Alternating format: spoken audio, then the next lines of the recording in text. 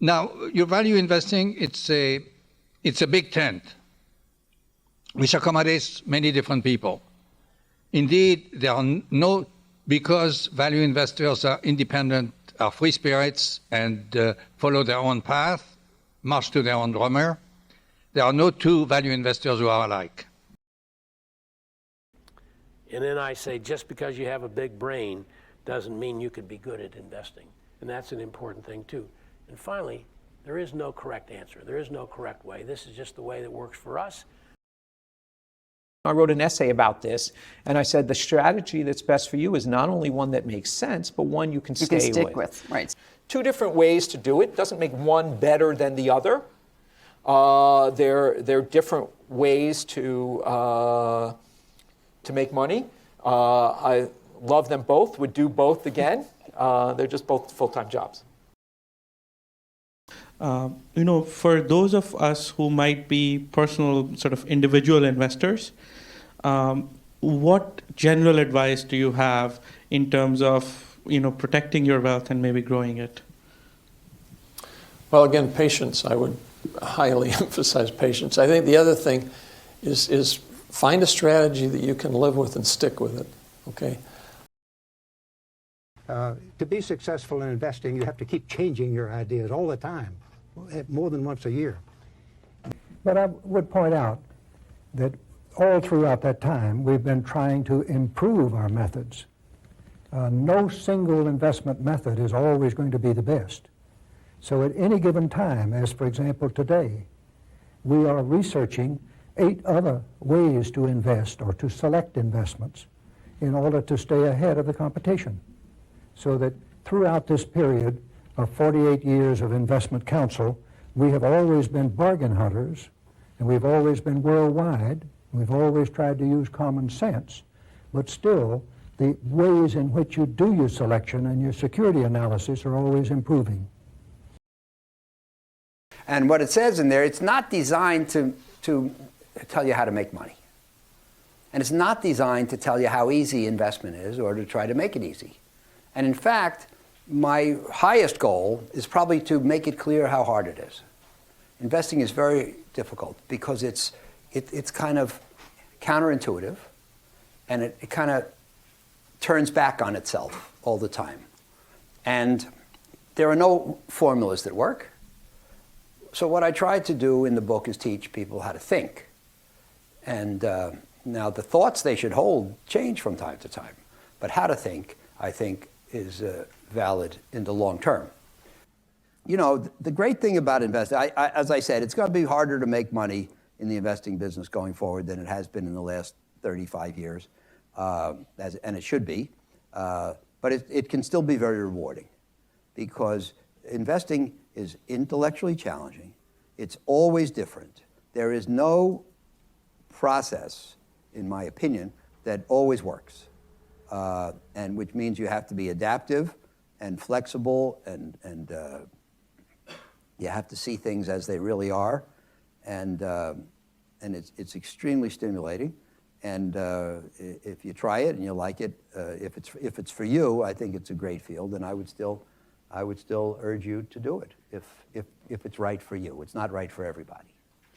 Every investor, everybody in the audience should have a sense for what their normal risk posture should be.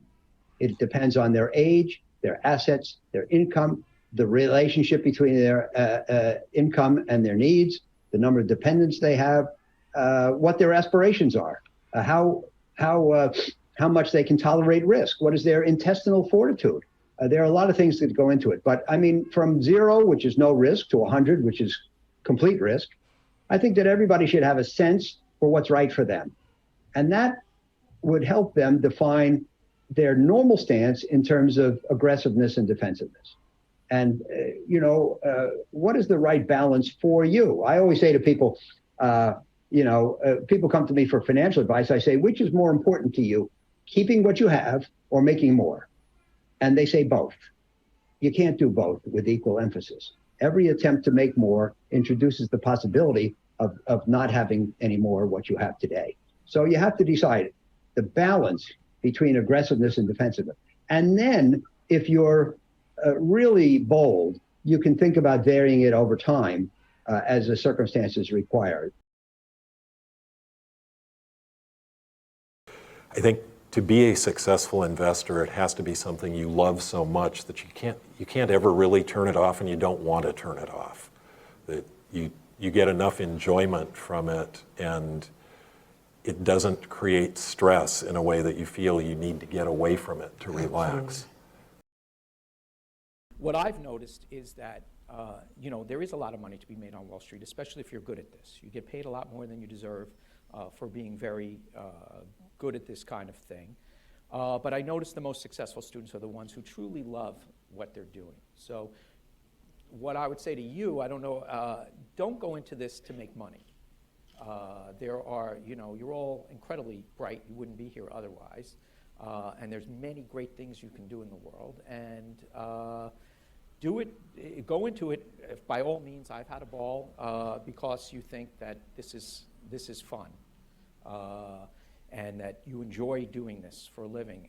And then if you enjoy this career, there's nothing wrong with it, as long as you do it for love, right? Not money. There's plenty of, you'll all be successful doing whatever you do, but do this one for that you really enjoy it. If there's any secret, I think it's in understanding what you're doing. And most people don't think of stocks. They think of them as pieces of paper that bounce around, and you put ratios on them or figure out difficult math problems with them. And to us, they're merely ownership shares of businesses that we're trying to value and buy at a discount. I think the people who are successful at it, A, understand that, and B, really enjoy what they're doing. I've been teaching for a long time, and I would say my most successful students are the ones who actually enjoy the process of figuring things out. Phill, what's the single most important thing that you have learned about investing over the past 3/4 of a century? Patience. What's your advice to people in terms of the stock market now?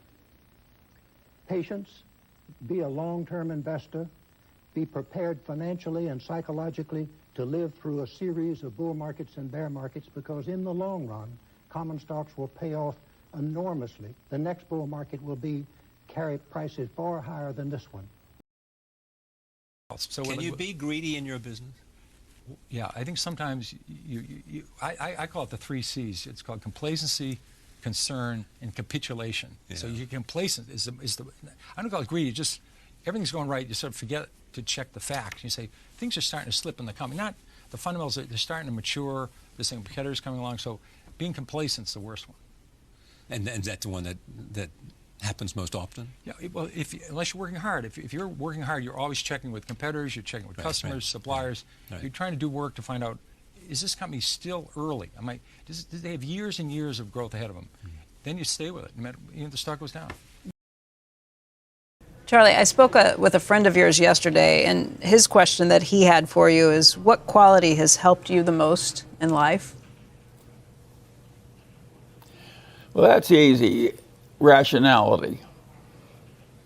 If you're just not crazy, you have a big advantage over 95% of the people. Because most people have all kinds of crazy patches. And if you just are consistently not crazy, you get a big advantage in life.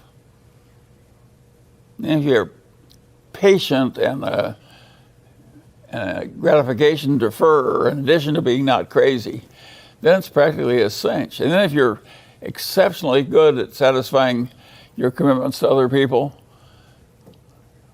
then you just automatically improved your resources and your chances in life enormously. And it's so simple. And why don't more people do it? It's an interesting question. I don't think you can educate your children to do it automatically. I think if you have 10 children, you'll have some that are a lot better than others at doing this. Is it harder with success, age, wealth to hold on to rationality? I think it's always hard, but you get better at it if you get good at it young and keep practicing. But it's never easy. Charlie? Yeah, well, of course, I've watched Warren all these decades, and he's learned a hell of a lot, even the last 20 or 30 years. So it's a game of continuing to learn, and he can denigrate this little frou-frou that enables him to pick the biggest oil company in China or this or that. But those basic principles alone that he knew a long time ago wouldn't have given him the ability to make the recent investment decisions as well as he's made them. It's a lifelong game, and if you don't keep learning, other people will pass you by. I would say temperament still is the most important, wouldn't you, Charlie? Yes, of course. Yeah. But temperament alone won't do it. No, temperament alone won't do it. You have to have the temperament and the right basic idea, and then you have to keep at it with a lot of curiosity for a long, long time. It's all, all this, by the way, all this stuff is judgment. There are no rules, there are no algorithms, there are no formulas that always work. None of this is any good unless the person making the decision has superior judgment. And, the first chapter of the book says the most important thing is second-level thinking. Most people think on the first level. To be a superior investor, you must think on the second level. You have to think different from everybody else, but in being different, you have to be better. So the first level thinker is naive. He says, this is a great company, let's buy the stock. The second level thinker says, it's a great company, but it's not as great as everybody thinks it is. We better sell the stock. That's the difference between being an average person and a person with superior insight. By the way, most people are not above average.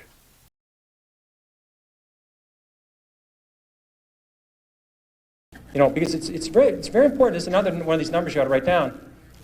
If you put $1,000 in a stock, all you can lose is 1,000. I've done that several times. And but if you're right, you can make 5,000, 10,000, 20,000. So this business, you don't have to be right 1 out of 2 times. You can be right 1 out of 4. As long as the times you're right, the company's doing well, they're doing a great job, and you add to it, or at least you don't sell it, which is a terrible tragedy. So you can make more money on the upside. So I just wrote those out. How often did you come up with a clinker? Well, this is a funny business. You don't have to be right even 5 times out of 10. If the times you're right, you make a double and triple. It offsets all those times you lose 20 or 30%. So when you buy a stock, you ought to say to yourself, how much can I lose and how much can I make? And you ought to be able to make a lot. Because stocks are risky. I mean, look at how much we lost in AT&T. Look how much we lost in Xerox. These were quality companies. You can lose a lot in a stock. So you ought to say to yourself, how much can I make? Because I want to buy a stock, if I'm right, I'm going to make a double or triple. Investing is not a business where every investment is profitable. In fact, I would argue that our batting average is extremely high.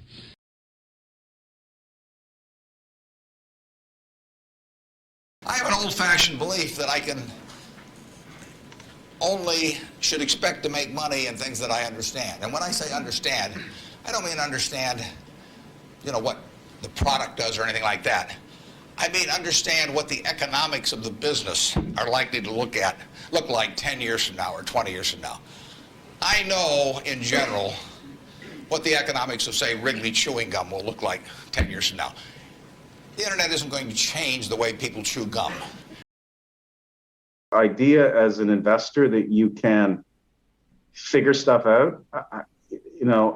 I controlled companies, sat on boards, and I didn't know half of what was going on inside the company. And so the world's really complicated.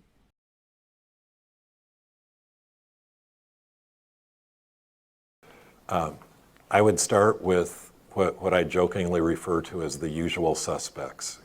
You talk to any value manager, and they're going to tell you they were strongly influenced by Warren Buffett, Benjamin Graham, John Templeton. Those are my heroes. I've read almost anything that they've written, and they have had a very dramatic impact on my way of thinking, on Harris Associates and Oakmark.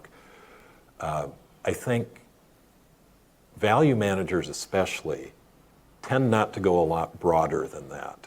And to me, that's a mistake.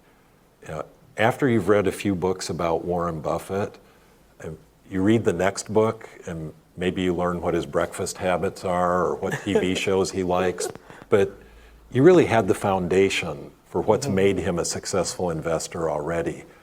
And it's like comfort food. You know it's not really good for you, but there's something about reading another Warren Buffett book that makes you feel good as a value investor. And the investors who are very different than us tend not to want to emulate their style of investing, but I find I learn more when I read books about some of the great hedge fund managers, a Paul Tudor Jones, a Michael Steinhardt, George Soros.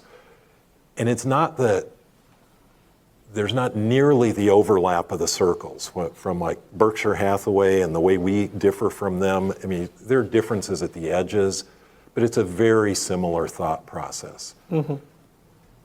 The circle with Michael Steinhardt still overlaps, but it's not nearly as much. And I've never read a book about one of those great investors who weren't value investors that hasn't made me think about some detail of our investing process. Like, for example, Mike Steinhardt was famous for never wanting to make an investment until he'd sat down with the person he thought was the smartest bear on the stock and understood their case. We try to do that in our process at Oakmark by whenever somebody's presenting a new idea to us, we assign the task to someone of saying, your job is to now come into the room and explain why this person is wrong. And we want you to argue to the best of your ability to prevent us from making this investment. And hearing the two sides argue with each other is a much more productive atmosphere for learning about an investment than just hearing the bullish case. You know, Paul Tudor Jones, there's a famous picture of him sitting at his desk, and pinned onto the bulletin board behind him is a sign that says, losers average losers. How many times have you heard a value investor say, the stock's down 20% today, but my estimate of business value is only down 10%, so it's really cheaper today than it was yesterday. I mean, one of the great things about data analysis having become so cheap and us having the history that we have, it's really easy to analyze our own history now and be more data-driven in our own decision making. And we can look and say, okay, we've got 20 years of history here of about 130 stocks on our approved list. What happened when the fundamentals started to deviate from what the analysts suggested? Were those good opportunities to add? And we looked at it and said, you know what? That was really more of an indication that we were off base in our analysis, and it was going to get worse after that before it got better. And adding some guardrails to our process of saying, when things start to go negative on the fundamental story, we don't ever want to be the investor that says if the stock falls 20%, it's an automatic sale. But if the fundamentals start to deviate and the story isn't playing out the way we thought it would, the fundamental story, we want to increase the pressure on the analysis to make sure more people in the firm are thinking about it, forcing more meetings with the management team, forcing more of a devil's advocate thought process, with the idea that one of the most productive ways we can add to our performance is to get rid of our losers earlier. And I get teased, we're not momentum investors by any way, shape, or form, but I do believe there is such a thing as fundamental momentum, that companies that are performing well are more likely to continue performing well, and companies that are performing poorly are more likely to continue poorly. It's Newton's first law of motion. Yes, yeah, so it's not a new concept, but at Oakmark, it's applying something that's thousands of years old. So I mean, you can take these nuggets. George Soros with his theory of reflexivity, which was written up in a book hundreds of pages long that I find very difficult to follow, but way, way oversimplified, says that what's going on emotionally in investors can actually influence the real economy, and that psychology has a real effect on the economy. And when direction changes, a simple psychological change can be enough to bring about a real change in the economy. When you go through tough cycles like 08 and 09, and people are always saying, sure, if things get back to normal, then everything out there is really cheap, and the names you own would be the right basket of names to own. But what can ever change to make things get better? Just thinking that things could change to get back to normal can be an impetus to start that process happening. In the same way that if you've gone through an extended recovery that's created tremendous excess in the economy, just people starting to worry that things go back to normal could be enough to slow the speculation, slow price increases, and bring things back to normal. Those are things you don't usually read in books about great value investors that I think can really help refine a value approach. And like I say, I think I learned more reading about how great investors who weren't value investors invested than I do by reading the 200th book about value investing. Okay, let's do it. What makes a great value investor? What are the criteria you would say are necessary, or character? What do you need to be a great value guy? Well, I think one of the elements is patience. Secondly, you do have to understand that when we buy shares of stock, we're buying a piece of a business. So what is the business worth? From my point of view, I had an accounting background and a philosophy minor, but then when I went into graduate school, I had finance, but in particular security analysis. So I was trained in the Graham and Dodd methodology of valuing a security. You gather the data, that is, you look at all the public information. Then we, as a firm, put it together by arraying it. Then we project, then we interpret, and then we communicate. So we call it the GAPIC approach, GAPIC approach to investing. So we try to find companies. Now back about 70, 80 years ago, you would try to find a company where you had 1 million shares outstanding, selling at $10, but they had cash or receivables of $12. It was basically finding a company below, in the public markets, below the net current value of their assets. That is very hard to do today. The markets have been reasonably culled over. So you then try to find other businesses where you do this work. The second thing that's important, other than patience, is accumulating knowledge of industries over an extended period of time. So by following the auto industry, as I've done for 40 years or 50 years, and the farm equipment industry and the entertainment business, you can adopt the change quicker. And if the stock market, which we call Mr. Market, comes down as it did on Friday, and today it's because of Brexit, you can see what companies make an interesting opportunity. Are they weak enough? And then how much time do you have to hold? So those are kind of the elements. Before we talk about the Templeton Value Fund, I think everyone would be interested in hearing what your principles or philosophy of investing has been over the years. Joe, mainly common sense. We really think that success in selecting investments is based on common sense. And everyone should avoid having fancy formulas or fixed concepts. So use common sense. Now, what does common sense tell you? One thing is you should try to buy the most you can for the dollar you pay. That means you have to be a bargain hunter. You have to search and search to find those shares selling at the lowest price in relation to what your security analysts think that corporation is worth. What advice would you give to a young investor today? Well, you've got to understand accounting. You've got to, that's got to be like a language to you. And so yeah, you have to know what you're reading. I mean, and unless you know that language, and some people have more aptitude for that than others. And that's one thing I learned by myself. Now I took courses in it afterwards, for example, but I learned it myself in it largely. So you have to do that, and you have to have the attitude that you're buying part of a business, and not that you're buying something that wiggles around on a chart, or that has resistance zones or 200-day moving averages, or that you buy puts or calls on, or anything like that. You're buying part of a business. And if you buy intelligently into a business, you're going to make money. And then you have to buy something that, in my view, which you do if you're buying a business, that you're not going to get a quote on for 5 years, that they're going to close the stock exchange tomorrow for 5 years, and that you'll be happy owning it as a business. If you owned Coca-Cola, it didn't really make any difference in 1920. When I went public, the important thing was what I was doing with customers.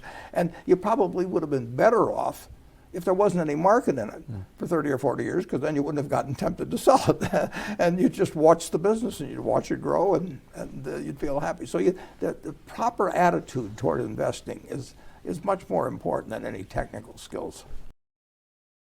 And I believe that the person who has a big brain and a little money and a lot of time and exceptional insight can find great bargains. But, you know, that's a pretty daunting list. And I don't think that Buffett's guarantee necessarily extends to everybody in this room. To make money investing, you only need to do two things. You need to bet against the crowd, right? That's the easy part. And then you just have to be right. That's the hard part, okay? Because the crowd is usually right. The crowd was right on Google. If anything, the crowd didn't appreciate Google enough, right? We now know stock was an 11-bagger. So that's the hard part. And it just means being super, super patient and recognizing that 9 out of 10 times where you think your variant perception is right, 9 out of 10 times the crowd is right. The crowd is very wise and powerful and smart because there are a lot of really smart people picking over. And every time you think, oh, this company is a really great company and the stock's been unfairly beaten up, 9 out of 10 times you're wrong. The company's in full-scale collapse and it's a value trap, right? Now, if you like this video, don't forget to smash the like button and to subscribe to the channel. Thank you very much.